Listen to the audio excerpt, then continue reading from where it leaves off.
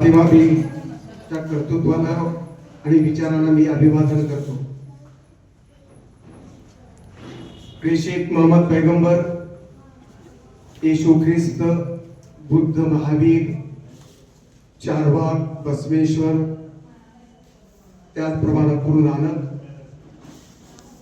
सेवालाल महाराज, बिरसा मुंडा, त्याचबरोबर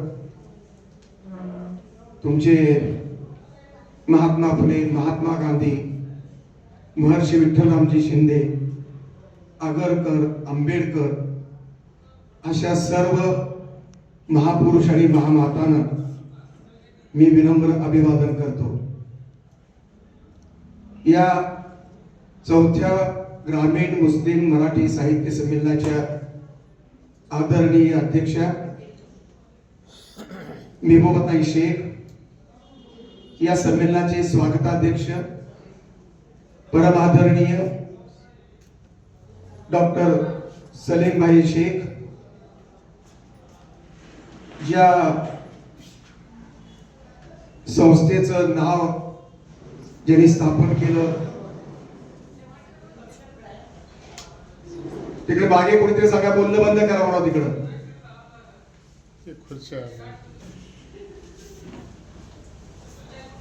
मुस्लिम मराठी साहित्याला आणि संमेलनाला ज्यांनी नव्यानं चालना दिली ते आमचे लेखक मित्र, प्रसिद्ध साहित्यिक शफी गोल्डेकर, ज्यांनी या संमेलनाच्या संयोजनामध्ये पुढाकार घेतला.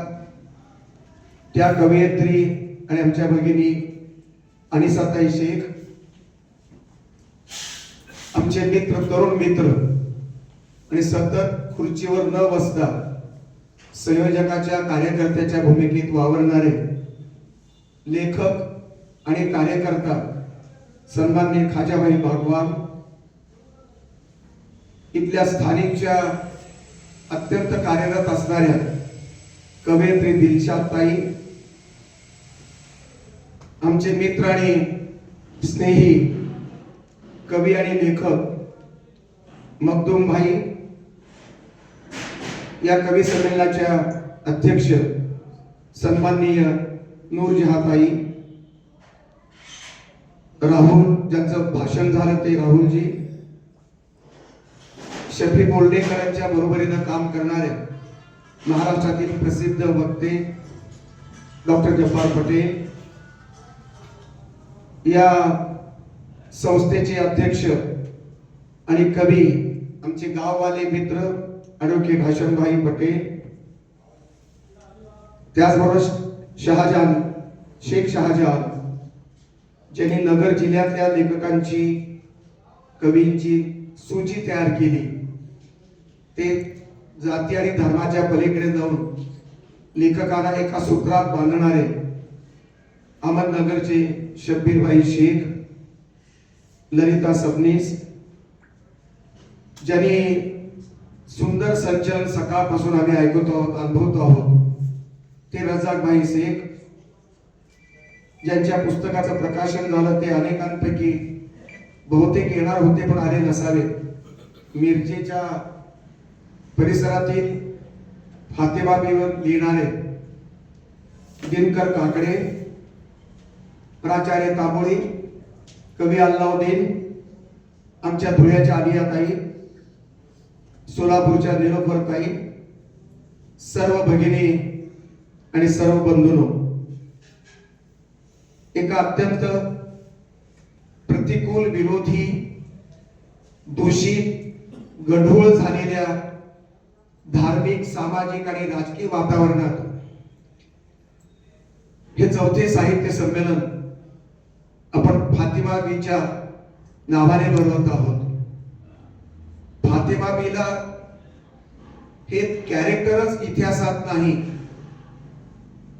कारण त्याची निर्मिती जी केली एका समाजवादी विचाराच्या मंडन नावाच्या माणसानं, उत्तर भारतातल्या माणसानं याची निर्मिती सुरुवातीला केली. ती जातीवादी धर्मांध शक्तींना रोखण्यासाठी आणि नंतर तोच काही वर्षानंतर बदलला, भूमिका बदलली, विचार बदलला, जाणीव बदलली आणि त्यांनी डिक्लेअर केलं सबंध हिंदी प्रदेशामध्ये, मराठीमध्ये, सर्व देशभर तो विचार केला की फातिमाजी ही ऐतिहासिक कॅरेक्टर नाही. सावित्रीबाईला इतिहास आहे, महात्मा फुल्याला इतिहास आहे, त्यांचं शिक्षण कार्य हे वंदनीय आहे आणि त्या सोबतीनं नाव जे घेतलं गेलं ते फातिमाजीचं. पण कुठेही कोणाच्या महात्मा फुल्यांच्या कुठल्याही ग्रंथात हे नाव नाही, हे खरं आहे. दुसरी गोष्ट, सावित्रीबाईच्याही लेखनामध्ये कुठे येत नाही असं त्याचा दावा. पण सचिन गरुड नावाचा पंढरपूर एक प्राध्यापक आहे, पंढरपूर ना, दिनकर काकडेने जे पुस्तक लिहिलं त्याच्यात तो संदर्भ आहे, सचिन गरुडचा संदर्भ आहे. मी दिनकर काकडेला फोन केला, त्यांनी सचिन गरुडचं नाव सांगितलं. मी त्याला फोन करून कॉन्टॅक्ट केला आणि त्यांनी माहिती मागून घेतली मी सगळी. तर कोल्हापूरचे माळी नावाच्या ग्रस्तांनी पुस्तक लिहिलेलं आहे. त्या पुस्तकामध्ये आपल्या सावित्रीबाईचा फोटो आहे आणि पाठीमागे एक हिजाब घातलेली महिला त्या फोटोमध्ये दिसते. तीच ही आपली फातिमा बी आहे अशा प्रकारचं ते माळींचा दावा आहे, तो बरोबर आहे. दुसरी गोष्ट, मी स्वतः वाचलेली गोष्ट आहे.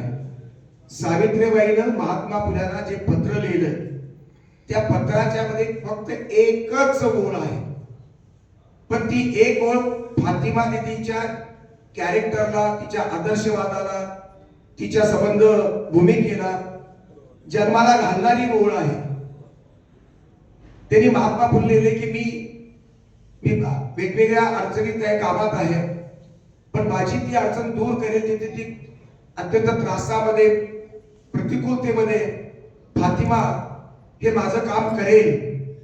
अशी एकच ओळ फातिमाच्या संदर्भातली, फातिमाच्या नावानिशी आणि सावित्रीबाईच्या लेखनामध्ये, पत्र लेखनामध्ये, ते पत्रही खरं आहे, सावित्रीबाई खरी आहे, महात्मा फुले खरे आहे, महात्मा फुल्यांचा आणि सावित्रीचा इतिहास खरा आहे.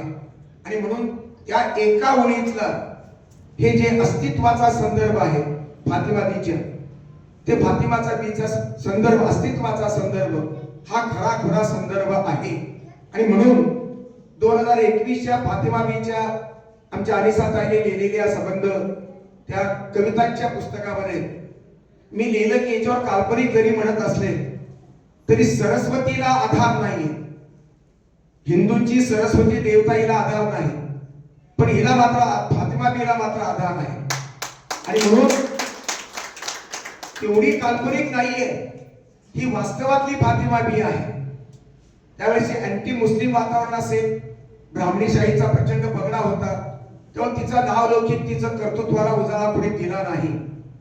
आणि मुस्लिम ही तेवढे फार अशा प्रकारची डोळस नव्हते, तेवढी जाणीव नव्हती.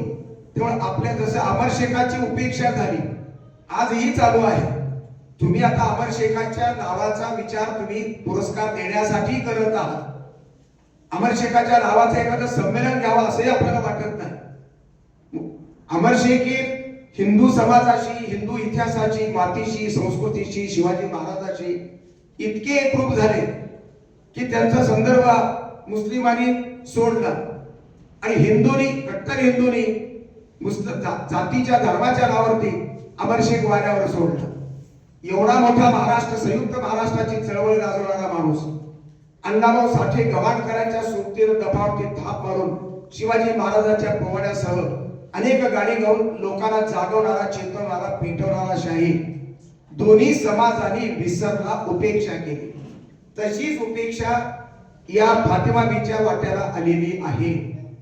मी भाग्य समजतो, माझं भाग्य समजतो की सहज माझ्या तोंडातून शब्द गेला त्या पुस्तकाच्या प्रकाशनाच्या वेळेला. दिलशाद ताई होत्या, आमच्या अनिसाब ताई होत्या, त्यामध्ये मी म्हटलं बघ फातिमा बीचं नावाचं एक संमेलन आपण जरूर घ्यावं असं मी तुला सुचवलं. मला वाटतं आज सकाळच्या वेळेला भाषणामध्ये अनिसाब ताईने सांगितलं. आणि ती संबंध शब्दाची, संबंध उचलण्याची, झेलण्याची किमया आपण सर्वांनी दाखवली. आणि फातिमा बीच्या नावानं हे आता संमेलन सुरू झालेलं आहे. आता कोटी कोटी ब्राह्मणांचा बाप आला तरी फातिमा बीला हरवू शकत नाही. कोटी कोटी हिंदू जरी एकत्र आले, सगळे जरी एक जातीवादी धर्मवादी एकत्र आले तरी फातिमा बीचं काळजातलं स्थान, मातीवरचं संस्कृतीमधलं तिचं स्थान, प्रत्येक फातिमा बीच्या लेकीच्या संबंध काव्यातलं तिचं स्थान आता कोणी हिरावून घेऊ शकत नाही. मला आनंद यासाठी व्यक्त करतो की जवळजवळ फातिमा बीच्या नावावरती आता 3-4 पुस्तकं या संमेलनामध्ये प्रकाशित झालेली आहेत. त्यापैकी मुस्लिम स्त्रियांनी तर लिहिलंच, संपादन त्याचं केलंच, पण दिनकर काकडे कोणत्या जातीचे कोणत्या धर्माचे मला माहिती नाही.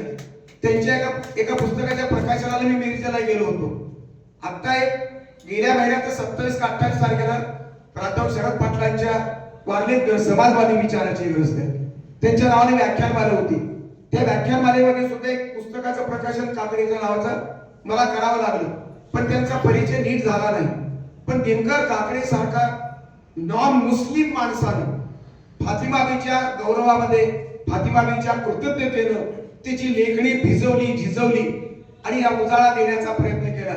मुस्लिमांच्या अंतःकरणाला सोबतीला बरोबरीला घेऊन अशा दुसऱ्या धर्मातली, दुसऱ्या जात धर्मातली भिंत तोडून माणसं येत आहेत आणि फातिमा बीला न्याय देत आहेत. तो न्याय देतात म्हणजे ते काही उपकार करत नाहीत. फातिमा बीचे हिंदू समाजावर, मुस्लिम समाजावर, सर्व मानवी समाजावर प्रचंड उपकार आहेत. त्या उपकाराची फेड करण्यासाठी म्हणून आपण कृतज्ञतेपणे आपण हे संमेलन घेत आहात. याबद्दल शफी बोलणेकर ते आमचे मुकादमाळे अनिसाताई, दिलशादताई, आमचे डॉक्टर सलीम शेख यांचं मी अभिनंदन करतो. हे अत्यंत महत्वाची बाब आहे. एक मला आमचे ख्वाजाबाईंनी सकाळी सांगितलं, मला धक्का बसला.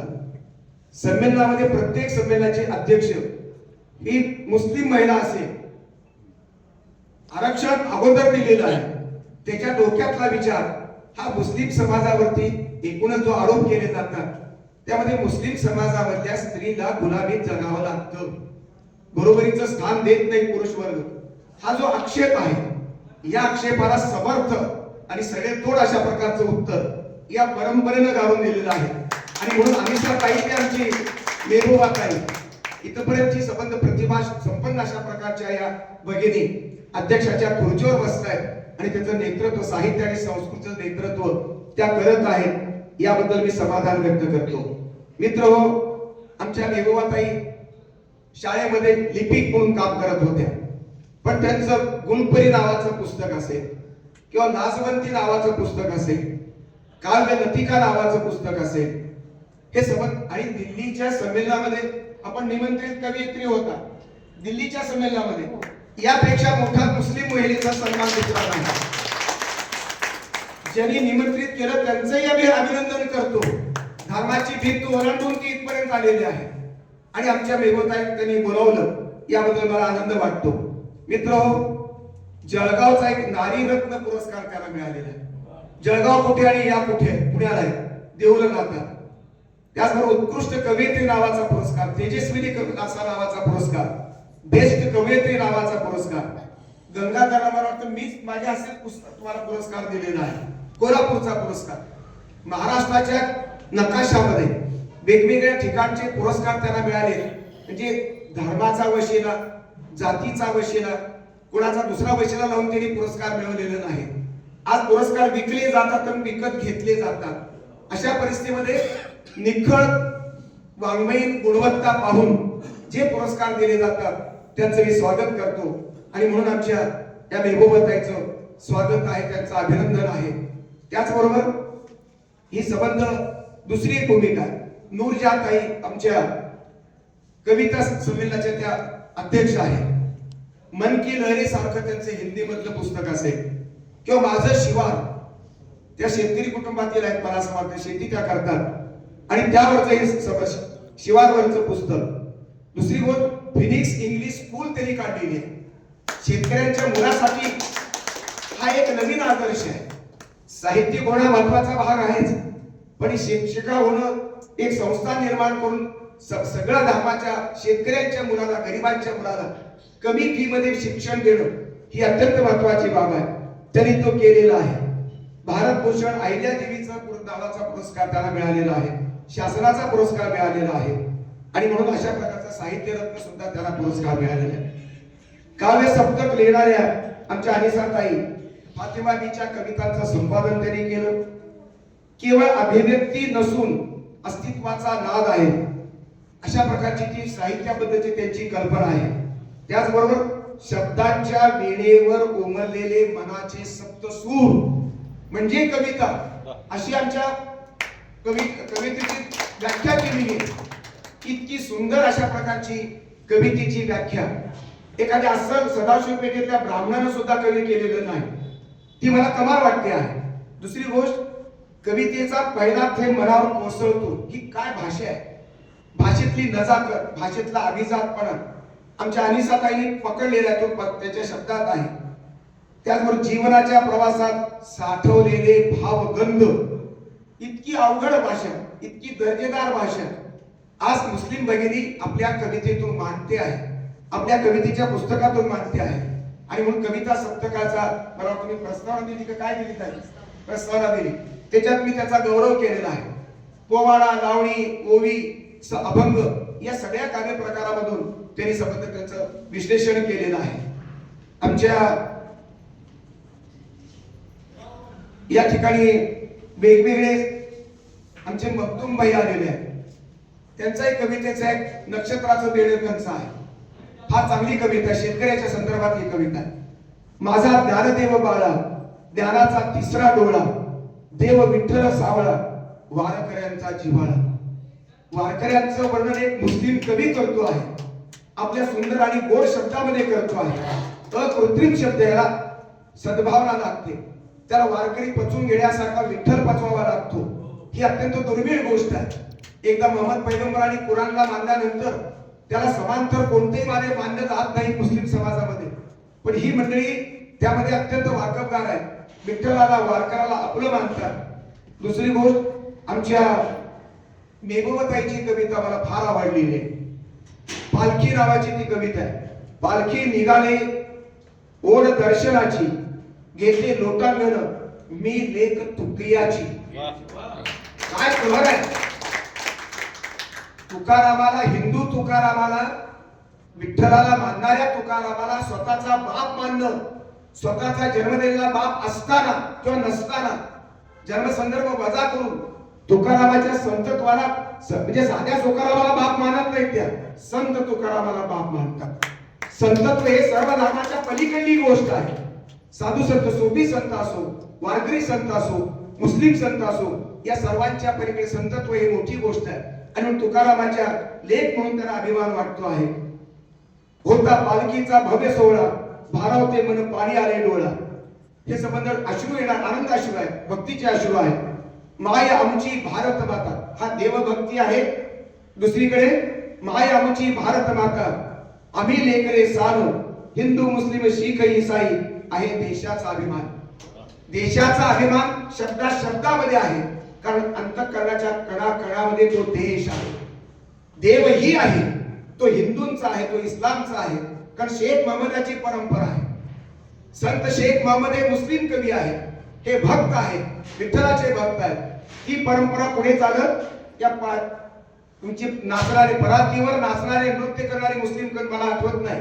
मुस्लिम बाबा, कीर्तनकार बाबा, मुलगा आणि त्यांचे बाप दोघेही ते करतात. कीर्तन परंपरेमध्ये, वारकऱ्यांच्या परंपरेमध्ये रमणारे अशा प्रकारचे मुस्लिम. एक मुस्लिम आजी तर इतकी एकनिष्ठ झाली होती की ती त्या वारीमध्येच वारली. इतकं तिला मोठं पुण्य मिळालं. कारण वारकऱ्याला जात धर्म नाही, वारकऱ्याचा धर्म सत्य विठ्ठल, वारकऱ्याची जात तेच आहे. आणि मग माऊली म्हणून एकमेकाच्या पाया पडतात. अशा या माऊली संस्कृतीतल्या वारकऱ्यांच्या, विठ्ठलाच्या संदर्भातल्या तुकारामाची भक्ती आमच्या मेघोबाताईने ही स्वीकारली, प्रमाण मानली. त्याला मध्ये मोहम्मद पैगंबर बाजूला सोडले नाही. पैगंबराची अंतःकरणामध्ये श्रद्धा आहेच, पण त्याला जोडीला विठ्ठल दिसतो आहे. आणि म्हणून त्या संबंधात भक्तिभावनेमध्ये तरंगून जातात. पण त्यांचे जवळजवळ 450 अभंग, किती कविता, 450 का 450 या कविता मोठ्या अपेक्षेनं देहू गावला राहतात त्या. आणि देहूचे सदानंद मोरेला त्यांनी दिले, मोठा माणूस आहे म्हणून दिले. त्यांनी छापतो म्हणजे सगळे फार चांगले म्हणल्या कविता प्रस्तावना द्यायला गेल्या होत्या. आणि नंतर त्या कविता चोरी गेल्या म्हणल्या. आता संत तुकारामाच्या वंशातला माणूस जर असं म्हणत असेल तर काय करणार, कसा आळ घेणार त्याच्यावर. पण एवढी बदमाशी हा संबंध हिंदू समाजातल्या कर्मठपणामध्ये आहे. कोणताही धर्म कर्मठ झाला, संकुचित झाला, इस्लाम कर्मठ झाला तरी तो चुकीचा आहे. हिंदू कर्मठ झाला तरी चुकीचा आहे, शीख झाला कर्मठ तरी चुकीचा. कारण कर्मठ धर्मामध्ये शुद्ध धर्म नसतो. शुद्ध धर्माची संबंध कल्पना ही त्या संबंध मोहम्मद पैगंबराच्या शुद्ध आचरणामध्ये, शुद्ध विचारामध्ये आहे. मोहम्मद पैगंबरांनी आईच्या पायामध्ये स्वर्गाचं दर्शन घेतले. स्वर्ग इथेच आहे, आईच्या पायात आहे. आणि म्हणून आईला जपण्याचा, आई बापाला पोसण्याचा त्यांनी संदेश दिला. लहान मुलगी अरबांच्या काळामध्ये जन्माला आल्यानंतर ती मारून टाकली जात होती. अरबांमध्ये वाईट प्रथा होती, क्रौर्य प्रथा होती, क्रूर प्रथा होती.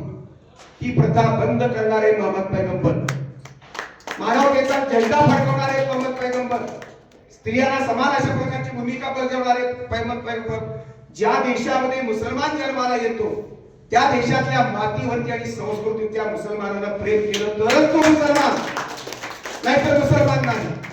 मुसलमानाच्या शेजारी एखादा हिंदू असेल, एखादा ब्राह्मण असेल, दलित असेल, एखादा शीख असेल, एखादा ख्रिश्चन असेल, त्याला जर उपाशी मरत असेल आणि इकडे जेवत असेल मुसलमान, तर तो मुसलमान खरा नाही.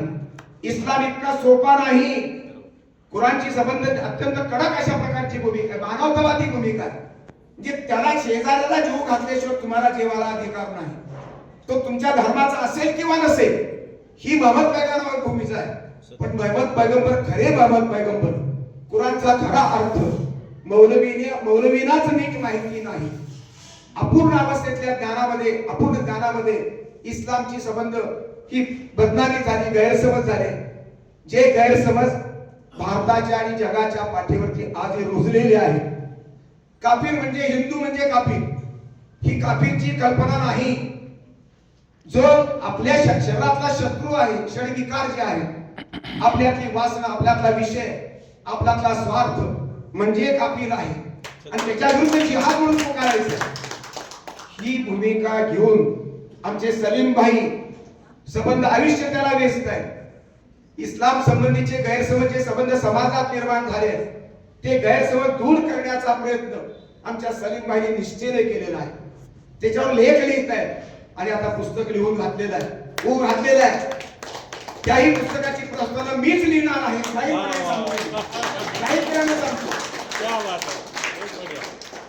शहादींच्या पुस्तकाला प्रस्तावना माझी आहे. मुबारक शेखच्या पुस्तकाला प्रस्तावना आहे. नागपूरच्या जावेद पाशाच्या पुस्तकाला प्रस्तावना आहे. यांच्या पुस्तकाला आहे. आमचे हशम भाई त्यांच्या पुस्तकाला आहे. अनिसाताईच्या पुस्तकाला आहे. किती पुस्तकाला, जवळजवळ 20-22 मुस्लिम लेखक आहेत. त्यांच्या पुस्तकाच्या संबंध माझी प्रस्तावना आहे. एकूण प्रस्तावनांची संख्या 548 आहे.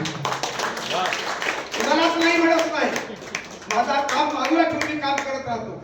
ही माझी इमानदारीची संबंध, माणसाची इमानदारी आहे. इमानदारीवरती माणूस जगत असतो. मित्रहो, आमच्या दिलशाद ताईचं एक सुंदर अशा प्रकारचं या ठिकाणी काव्य आलेलं आहे.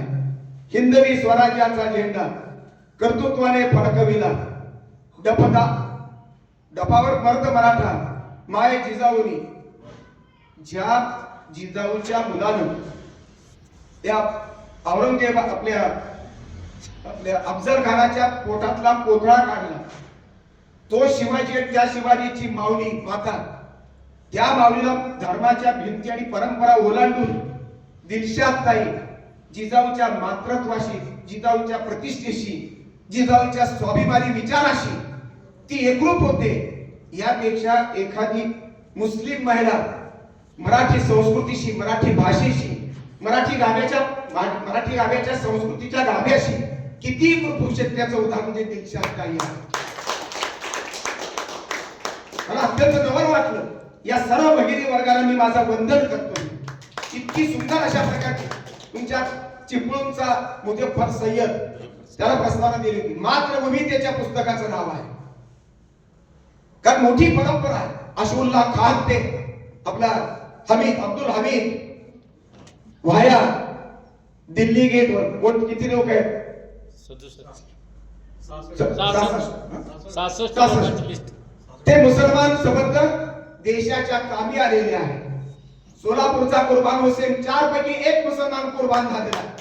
कुर्बान हुसेन देशाच्या स्वातंत्र्यामध्ये कमी नाहीये. कमी आले का? कोणते स्पर्धेमध्ये कमी पडले का माणसं? देशभक्ती या हिंदूंकडे शिकावे असं नाही. नुरुल सरकार नालायक माणूस, आरएसएसच्या संस्कारातला माणूस, देशाची गुपित पोरीच्या नादी लागून विकतो बाहेर, असा गाढव माणूस या भूमीने जन्माला घातला आणि आरएसएसच्या संस्कारात तो वागला. पण अशा प्रकारची ही भूमिका वेगळी. आणि मग आपल्या संबंध स्वातंत्र्यासाठी, मायभूमीसाठी मरणारी जी माणसं आहेत. अब्दुल हमीद 65च्या लढाईतला एक मुस्लिम तरुण, पाकिस्तानच्या लढाईशी, मुसलमान सैन्याशी पण शत्रू सैन्य होतं, त्याच्याशी लढताना संबंध रणगाडे फिरत असतात, त्याच्या गोळ्या अंगावर पडत होत्या, तरीही तो मारत सुटला आणि चालणी होऊन तो मेला. त्या हुतात्म्याला काय म्हणणार तुम्ही? देशाच्या मातृभूमीच्या स्वातंत्र्यासाठी, रक्षण करण्यासाठी तो वारलेला आहे. कुर्बान हुसेनचा त्याग असाच आहे. कारण या देशातली परंपरा फक्त देशभक्तामध्येच एकत्र नाहीये. शेती सुद्धा मुस्लिम आणि हिंदू सगळे एकत्र करतात, नाटक एकत्र करतात. जब्बार पटेलचा सिनेमा, बाबासाहेब आंबेडकर धर्म मुस्लिम, बाबासाहेब आंबेडकर हिंदू धर्माला शिव्या घालणारे ग्रस्त, त्या महापुरुषावरती अत्यंत सुंदर कलाकृती काढतो आणि त्याचं कौतुक हिंदूचा शरद पवार करतो. कसाही काही कमी नाहीये. तुमचे भीमसेन जोशी अत्यंत गाजलेला गायक, शास्त्रीय गायक, भक्ती रसामध्ये डुंबलेला गायक, यांचे गुरु अब्दुल करीम खान, यांचे गुरु अब्दुल करीम खान किराणा घराण्याचे प्रमुख, ते संबंध मोठे ग्रस्त होते. हिंदू गुरु आणि मुसलमान शिष्य, मुसलमान गुरु आणि हिंदू शिष्य, ही संगीताची भारतातली परंपरा आहे. या परंपरेला कसं नाकारतात? कारण संगीताला धर्म माहित नसतो, संगीताला जात माहित नसते.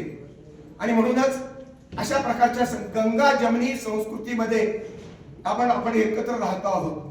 आणि म्हणून सध्याचं राजकारण, सध्याचं धर्मकारण हे किळसवाणं, अत्यंत अत्याचारी आणि दहशती निर्माण करणारं अशा प्रकारचं राजकारण आहे. या दृष्टीनं साहित्य काय करू शकतो आणि मुस्लिम साहित्यिकांनी काय करावं?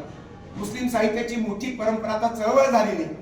सकाळी आमच्या शेफीनं फार उत्तम अशा प्रकारचं त्यांनी सांगितलं. अखिल भारतीय संमेलनाच्या 10 वर्षापूर्वी संमेलन झालं पिंपरी चिंचवडला. 89 वर्षाच्या काळामध्ये मुस्लिम साहित्याच्या बद्दल एक ओळ कुणी म्हटली नाही, कुणी घेतली नाही, तोंडात नाव सुद्धा घेतलं नाही. 89व्या साहित्य संमेलनाच्या संबंध भाषणामध्ये मी जवळजवळ 2-3 पानं मुस्लिम साहित्यिकाच्या नावाची दिली. त्याच्यावर मुस्लिम साहित्य प्रवाह सांगितला आणि पहिल्यांदा कोणी फक्त मुसलमानांचं साहित्याचे नाही, ख्रिश्चन साहित्य, आदिवासी साहित्य, या सर्व साहित्य प्रवाहाची नोंद अध्यक्ष म्हणून मी घ्यावी लागली मला. कारण मराठी फक्त ब्राह्मणांची नाही, मराठी मराठ्यांची नाही, मराठी ओबीसीची नाही, मराठी मुसलमानाची पण आहे. शेख महम्मदाची पण आपली मराठी आहे. तुमच्या फादर डिग्रीची मराठी आहे. स्टीफन फादरची सुद्धा ही आपल्याला तुमचा कोण तो बिशप डाबरे, संत तुकारामावरती त्याने अभ्यास केला, पीएचडी मिळवली. तुकारामावरती पीएचडी केलेला माणूस आहे. अजून एक तुम्हाला संदर्भ देतो.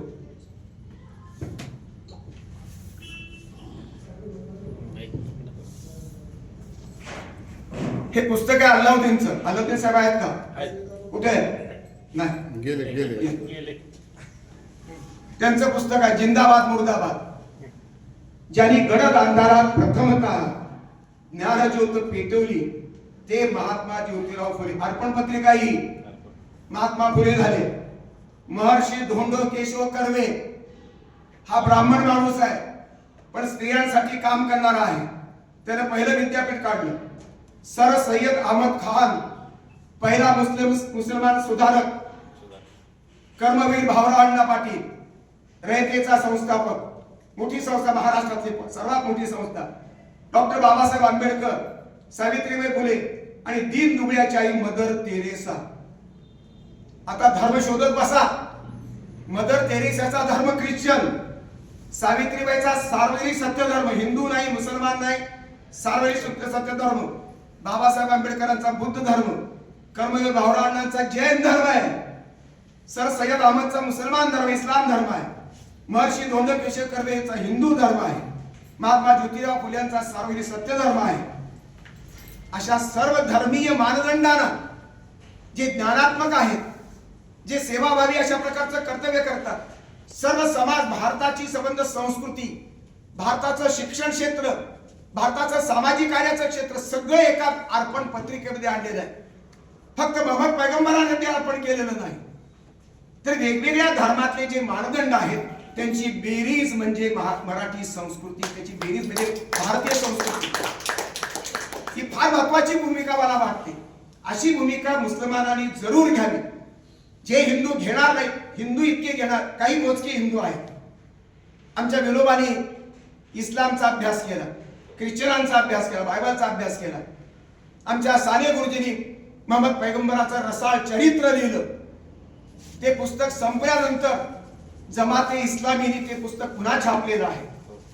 इम्तियाज आपले शेख पुण्याचे जमात इस्लामीचे सेक्रेटरी, ते माझ्या घरी येतात, माझ्या हे करतात, नेहमी बोलवतात. नागपूरला त्यांनी अमनला संबंध कार्यक्रमाला बोलवलं. त्यांनी माहिती, त्यांनी पुस्तक दिलं. जमात इस्लामीने साने गुरुजींचं पुस्तक छापलंय, कारण साने गुरुजींनी मोहम्मद पैगंबराचं रसाळ असं चरित्र लिहिलं. हा संवादाच्या जागा कोणत्या बघा. सगळेच मास्तर असे नाही, काही मास्तर बेईमान आहे, संस्कृतीशी बेईमान, आपल्या बायकोशी बेईमान आहेत, त्या संस्कृतीची काय सांगायचं. अशी मास्तर लोक कामाचे नाही. साने गुरुजी हा आदर्श हिंदू आहे, पण तो लिबरल हिंदू आहे. त्याच्या उदारमतवादामध्ये, त्याच्या माणुसकीमध्ये मोहम्मद पैगंबराचा विचार बसतो. सुरेश भट गझलकार इथे बरेच गझलकार आहेत.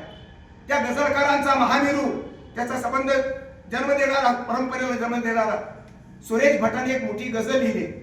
मी पनवेलला एक मुस्लिम साहित्य संमेलन झालं होतं, 11वं का 10वं काहीतरी पनवेलला झालं. आमचे इक्बाल मेंढीने घेतलं होतं. विलास काय सोनवणे ते होते त्यावेळेस. मला त्यांनी उद्घाटन करून, त्यानंतर आताच मी आलो उद्घाटनाला. ते शहरी मुसलमानांचं संमेलन असेल, पण ते संमेलन महत्वाचं होतं. त्या संमेलनामध्ये ती कविता मी लिहून काढली होती, त्या ह्याच्यात पुस्तकात छापलेली. मला ते पुस्तक मिळालं नाही आलं, पण त्याच्यातली एक ओळ मला आठवते. मोहम्मद पैगंबरांचा गुणगान करताना ब्राह्मणांचा सुरेश भट गझलकार लिहितो. तो स्वतः बौद्ध धर्म स्वीकारला शेवटी सुरेश भटाने, आणि मोहम्मद पैगंबराचं गुणगान गातायत. तुमचा धर्म कोणताही असो, तुम्हाला विचार कोणताही पटो, पण तुम्ही सर्व समावेशक, सर्वांना कवेत घेणारी भूमिका, व्यापक भूमिका तुम्ही घेतली पाहिजे, आणि ती या संमेलनाची भूमिका आहे. याचा मला आनंद वाटतो. वाळवंटात झरा मोहम्मद एवढा एक शब्द मला आठवतात. वाळवंटामध्ये झरा असणारा मोहम्मद, हे मोहम्मदाचं गुणवर्णन सुरेश भटांनी केलेलं आहे. साने गुरुजी, विनोबा सारखी माणसं, संतांनी सुद्धा मुस्लिमाबद्दल अत्यंत चांगले उद्गार काढले. काय अर्शद शेख नगरचे शब्बीर भाई का नाव आहे, अर्शद इंजिनियर माणूस आहे. त्याने एक इस्लामी पुस्तक लिहिलं, जरा इंग्रजी नाव आहे मला माहित, माझ्याच हस्ते पुस्तकाचं प्रकाशन झालं. हज हाऊस औरंगाबादला त्याचं पुस्तक इक्बाल मेंढीच्या अध्यक्षतेखाली आणि वारखेडेच्या उपस्थितीमध्ये माझ्या हाताने ते पुस्तक प्रकाशित झाले. अत्यंत स्कॉलर माणूस आहे अर्शद शेख, अत्यंत महत्वाची भूमिका. ते हज हाऊस मध्ये जाताना सगळ्या हिंदूंचे संत, हिंदूंचे महापुरुष तिथे फोटो मध्ये ठेवले त्यांनी. या सगळ्यांनी मोहम्मद पैगंबराला समजून घेण्याचा प्रयत्न केलेला आहे, मोहम्मद पैगंबराचा गैरव केलेला आहे. मोहम्मद पैगंबर म्हणजे अशा प्रकारचा संकुचित माणूस नाहीये. ज्ञान घ्या. कुराणची पहिली आयात इकरा, इकरा म्हणजे ज्ञान घ्या, इकरा म्हणजे शिका. हे दुसरे तुमचे काय मौलवी काय सांगतात त्याच्याकडे मी लक्ष देत नाही. मूळ कुराण वाचतो. अनेक धर्माच्या, अनेक मुस्लिम समाजाला मी भाषणाला गेलो, कार्यक्रमाला गेलो, जवळजवळ 5-6 कुराण माझ्याकडे आहे. मी ते सन्मानाने ठेवले. मोहम्मद पैगंबराचा फोटो नाही, पण माझ्या टोप्या सुद्धा मी जपून ठेवल्या. सगळं घर स्मृतिचिन्हांनी भरलेलं आहे. त्यामध्ये मोहम्मद पैगंबराचा विचार मला महत्वाचा वाटतो.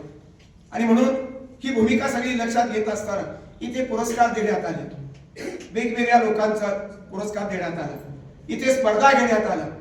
ज्या ज्या पुरस्कार त्यांना मिळाला त्यांचं मी अभिनंदन करतो. त्यांचं कर्तृत्व मोठं आहे. स्पर्धेमध्ये अनेक लोकांची नाव घेतली. मी बारीकीनं पाहत होतो. कुलकर्णी आणि जोशीच्या स्पर्धेमध्ये देशपांड्याला पहिलं बक्षीस असतं. पाटील आणि गायकवाडांच्या कार्यक्रमामध्ये वाघमारेला असा पुरस्कार पहिला पुरस्कार दिला जातो. कांबळे गायकवाडांच्या मध्ये त्यांच्यापैकीच पुरस्कार दिला जातो.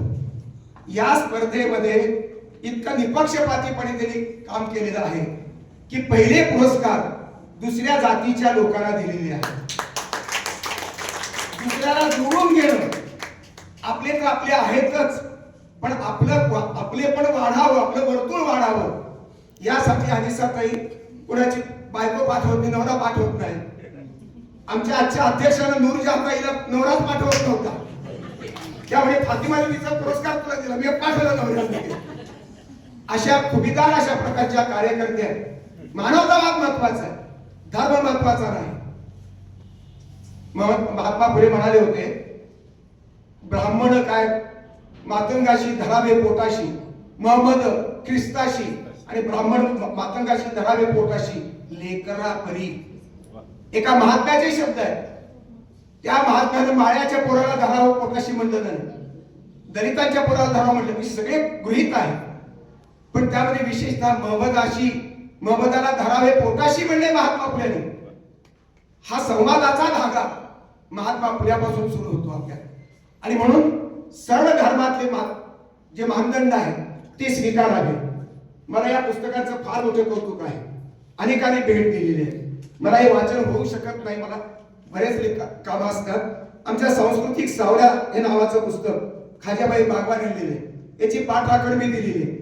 पुस्तक न वाचता केवळ चर्चा करून मला आनंद वाटला. 28-29 कविता महिलांच्या कविता, मुस्लिम महिलांच्या कविता. त्यामध्ये 18 कवयित्री लेखिका मुस्लिम आहे. एवढ्याच पुस्तकामध्ये 18 झाल्या. खरं म्हणजे आता कवी आणि कवयित्री लेखक मुस्लिम समाजामध्ये मोठे झाले, मोठी संख्या झाली. हा एक स्वतंत्र प्रवाह निर्माण झालेला आहे.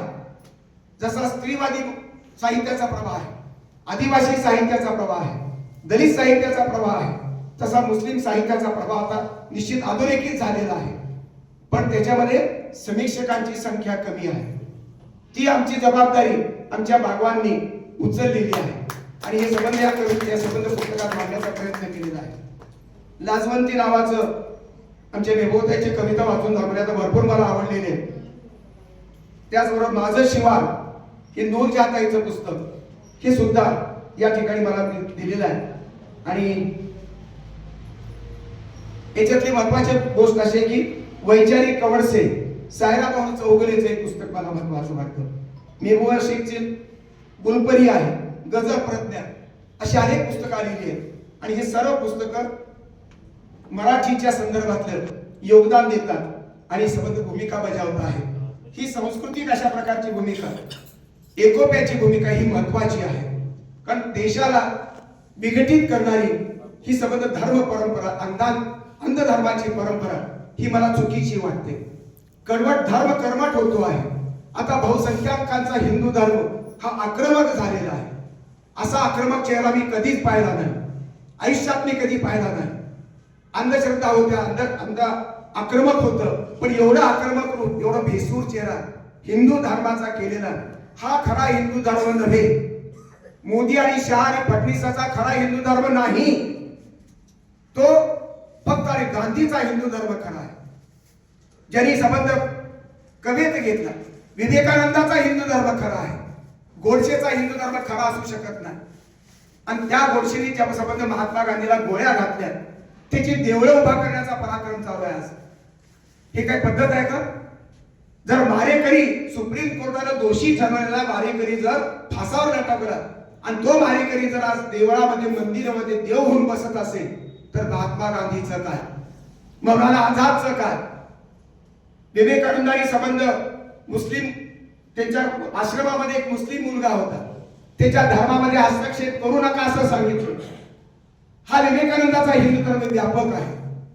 सर्व धर्माला कवित घ्या, सर्व धर्माचं चांगुलपण, सर्व धर्मात विकृती आहे, सर्व धर्मात अंधश्रद्धा आहे, सर्व धर्मामध्ये आंधळेपणा आहे, सर्व धर्मामध्ये कर्मठपणा आहे. हा सगळा दोष बाजूला काढावा. पण खरा धर्म जो आहे, माणसाला जोडणारा, माणसाचं माणूस पण समजून घेणारा आणि माणसाच्या दुःखमुक्तीसाठी तो प्रयत्न करणारा असा जो धर्म आहे तो मानव धर्म आहे, तो विश्व धर्म आहे. आणि म्हणून विश्वातल्या संबंध सगळं युद्ध संपावं, युद्ध संबंध शोषण संपावं, अंधकार संपावा आणि माणसाच्या जगात सुखानं समाधानानं. मला वाटतं आताच्या ताईने ते सुंदर काय हे केलं की जात माणसाला येताना जन्मता नसते, ती नंतर घातली गेली आणि बाधित केलं गेलं, त्याचा बुद्धिवाद संबंध बाधित केला गेला. ही संबंध फसवणूक आहे, आपली फसवणूक आहे. आणि शिवाय 90% मुसलमान या देशातले हिंदूच आहेत, पहिलेचे हिंदूच आहेत. हे जर नातं आपण लक्षात घेतलं तर सगळ्यांचं रक्त समान आहे, सगळ्यांची भूमिका समान असली पाहिजे. आणि म्हणून सर्व धर्मातलं येणार चांगुलपण एकत्र करूया. इस्लामचं चांगुलपण, इस्लामची समता, तुमच्या येशू ख्रिस्ताचं बलिदान, मानवासाठी होणारं बलिदान, बसवेश्वराचा श्रममूल्याचा सिद्धांत, काही कैवल्य म्हणणारा बसवेश्वर, त्याचबरोबर आपला तुमचा आंबेडकरांचा हा जाती विरोध, महात्मा फुलेंची समतेची भूमिका, महात्मा गांधीची अहिंसेची भूमिका, बुद्धाची करुणा, महावीराचा अहिंसा तत्व, हे सगळं एकत्र करून आपण मानव धर्माकडे जाऊया. आपापला धर्म जरूर पाळावा, पण त्या धर्माच्या माध्यमातून त्या धर्मामध्ये अडकून बसू नका. साहित्य त्या धर्माचं होता कामा नये. मुस्लिम साहित्यकाचं साहित्य मुस्लिम धर्माच्या चौकटीमध्ये बंदिस्त होणं हे पराभव आहे. ते मानव मुक्तीच्या दिशेनं जे पावलं पाहिजे, ते विश्वात्मक झालं पाहिजे. आणि म्हणून विश्वाला कवेत घेणारा मुस्लिम साहित्यिक मला आवडतो. डॉक्टर युम पठाण मुस्लिम धर्मात जन्मले, पण मुस्लिम धर्माच्या भिंती ओलांडून ते वारकऱ्यापर्यंत, संतांपर्यंत जाऊन पोहोचले आणि त्यांचा संबंध संतत्व त्यांनी पेलून घेतलं, पचवून घेतलं. आपला धर्म चालू ठेवून ते अत्यंत आदर्श नागरिकाचं उदाहरण आहे. भारतामध्ये तसं राहण्याची गरज आहे.